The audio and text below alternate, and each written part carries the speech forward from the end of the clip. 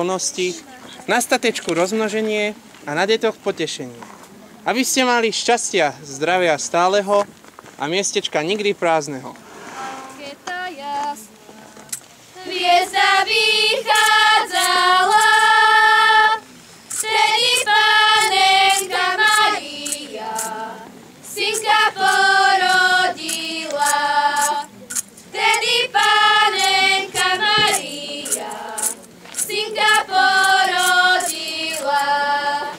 Keď ho ona porodila, do jasiel ho položila.